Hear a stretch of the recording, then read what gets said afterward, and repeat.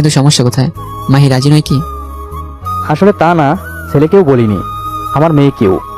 তাহলে? আসলে আমরা তোমাদের বিয়ে নিয়ে আবার ভাবছিলাম, কিন্তু তোমাকে বা মাহিকে বলার সাহসটুকু পাচ্ছিলাম না। ভাবলাম তোমার মত আগে জানি। মেয়েটা বারবার বলছিল হ্যাঁ বলে দে, কিন্তু এখানে হ্যাঁ বললেই তো হলো না, অনেক কথা আছে যাকে জানতে হবে। তাহলে মাহি কি আমাকে আবার সেভাবে দেখতে পারবে? আমি জানি আমাদের জন্য তুমি এখন তোমার বাবা মার সাথে থাকো না। তুমি চাইলে আমরা গিয়ে তার কাছে ক্ষমা চাইবো। না না আঙ্কেল, কিন্তু এই বিষয় নিয়ে ভাবার জন্য আমার সময় চাই। ঠিক আছে। এরপর আমি বাড়ি চলে আসি। বাড়ি এসে ভাবতে থাকি কি করা উচিত, কিন্তু কিছুই বুঝতে পারছি না। 2 দিন ভাবার পরও মাথায় কিছুই আসছে না। রাতে বসে বসে ভাবছিলাম, তখন মা ফোন দেয়। আমি হ্যালো বলতে মা কান্না করে বলেন যে বাবা তুই যেভাবে চাইছিস সেভাবে হবে, আমরা তোকে থামাবো না, তুই আমাদের মাফ করে দে। পাশ থেকে বাবা বলছে ওকে বলো এই বয়সে কখন চলে যায় ঠিক নেই, এমন যেন না করে। মা আর বলো না। এবার আমিও কান্না করে দেবো, কিন্তু আমি কিছুদিন পর আসবো।